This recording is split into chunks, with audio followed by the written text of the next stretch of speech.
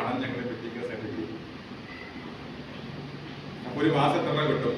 15 45 ഒരു 4-5 ലക്ഷം രൂപ ഞങ്ങൾക്ക് ഓരോ മാസവും ഈ പൈസ കൊണ്ട് ആ പെട്ടി കൊണ്ടിരുന്നു. ഓരോ ദിവസവും മാസം ആദ്യം 1-ാം തീയതിക്ക് ആകുമ്പോൾ പെട്ടി നേരം തുറന്നിട്ട് 500, 200, 100, 50, 10 ഒക്കെ അങ്ങോട്ട് തിരിക്കും.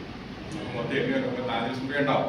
ഞങ്ങൾ സ്റ്റേഷനിൽ 45 പോലീസ് ഉണ്ടാവും. എല്ലാവർക്കും ഒരു 10,000 രൂപ വെച്ചിട്ട് ബാക്കിയുള്ള പൈസ സ്റ്റേഷനിൽ പേപ്പർ വാങ്ങാനോ അല്ലെങ്കിൽ പശു വാങ്ങാനോ പെൻസിൽ വാങ്ങാനോ ഇട്ട് പുറത്ത് പറയുമോ?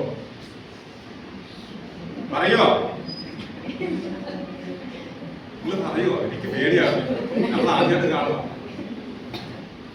ഇത് ആരുടെ അടുത്ത് പറഞ്ഞേക്കരുത്. ഫിഗറായോ?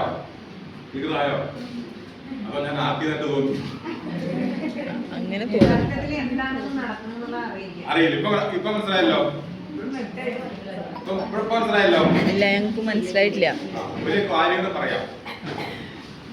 അവിടെ കിട്ടുന്ന എസ്സിയുടെ മുറിയിലെ ഒരു പെട്ടിയുമില്ല, ഒരു കുട്ടിയുമില്ല, ഒരു പട്ടിയുമില്ല.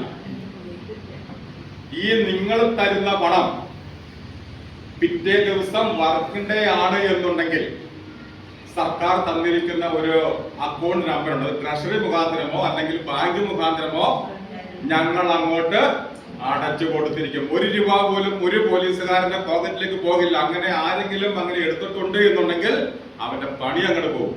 പിന്നെ ഞാൻ പോയിട്ട് പിച്ചെടുത്ത് കിടന്നാൽ മതിയാണ്. കാരണം സർവീസിന് അവരെ പിരിച്ചുവിടും. 1 രൂപയും ഞങ്ങൾക്ക് എടുക്കാൻ കഴിയില്ല. അത്രയും കൃത്യമായ രീതിയിൽ കണക്കും തൊപ്പിയും കാര്യങ്ങളെല്ലാം ഉള്ളതാണ്.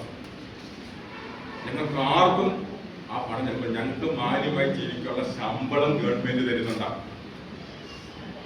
ഒരാൾ